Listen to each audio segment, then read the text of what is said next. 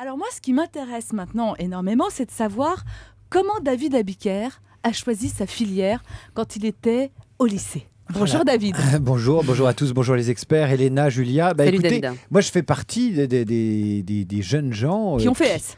Non, j'ai commencé par faire S. B, C et D à Non, l'époque. j'ai fait S et au bout de 15 jours, je dormais plus, je comprenais rien. Je suis retourné devant mes parents, je leur ai dit je peux pas.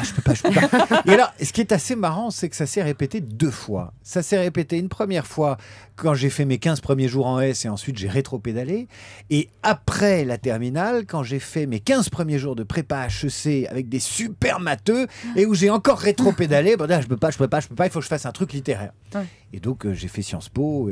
Et encore, l'orientation était liée à un tiers, ce qui est mon sujet d'aujourd'hui d'ailleurs. Alors, justement, l'orientation pour vous, David, c'est vrai que quand je vous ai parlé de sujet, tout de suite, ça vous a fait faire un voyage dans l'enfance, dans l'adolescence. Bah oui, ça m'a rappelé des souvenirs. Mais là, en l'occurrence, le sujet d'aujourd'hui m'a rappelé un souvenir de télé, en fait.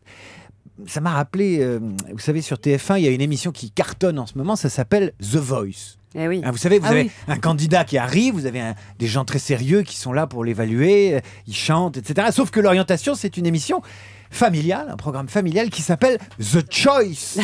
Alors, dans The Choice, vous avez un candidat qui est devant un jury. Généralement, c'est les parents et le jury lui demande: alors, The Choice, qu'est-ce que tu veux faire après ton bac? Et là, le candidat à The Choice, il commence à transpirer, à se frotter les yeux, il a un trou, il a oublié les paroles, et il vous répond: je sais pas. Et là, le jury, les parents le questionnent: et pourquoi tu ne sais pas? Et là, le candidat répond très bien d'ailleurs: je vais pas choisir des études que je connais pas, qui mènent à des métiers que je connais pas encore.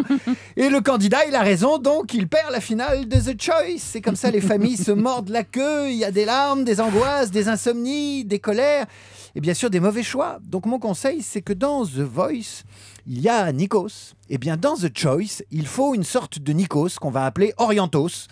Et là, je le dis très très clairement, très sérieusement, il faut casser le tête-à-tête parents-enfants de l'orientation. Il faut un tiers, il faut un Orientos Nikos, sinon on ne résout pas l'équation à somme nulle dont l'orientation est l'inconnu. Et ce facteur, cet Orientos, ce Nikos de l'orientation, ça peut être un modèle professionnel, un collègue de papa ou maman, un conseiller d'orientation, un prof s'il est bon, en qui on a confiance, un ami d'amis, un camarade de classe qu'on admire et qu'on veut imiter. Le premier de la classe, c'est pas uniquement un type dont on doit moquer les résultats, ça peut être aussi un exemple. Voilà, le premier de la classe. Non mais je le dis parce que les premiers de la classe aujourd'hui, c'est les nuls. Oui, et on les se moque nuls, d'eux, c'est ouais. les premiers de la classe. Non, mais j'ai souvent essayé d'inviter à Ça, l'anniversaire de mes enfants le Et premier alors de la classe. Et le Non, ça premier de n'a la pas classe, celui qui a des lunettes, celui qui lève le doigt le premier, ou même un copain qu'on admire, un mentor, un séjour à l'étranger, ça suppose juste un effort, mais il n'est pas simple. Il faut aider notre jeune candidat à ouvrir les yeux et les oreilles. Mais surtout, on ne reste pas en famille. La famille, elle vous enferme, elle vous ferme des portes, elle pense à votre place, elle vous rebalance les solutions d'il y a 30 ans qui n'ont pas marché. Bref, l'orientation, c'est un sport qui se joue à 3, l'orienté, les parents et une 3e personne qui va transformer ce moment d'angoisse en véritable choice.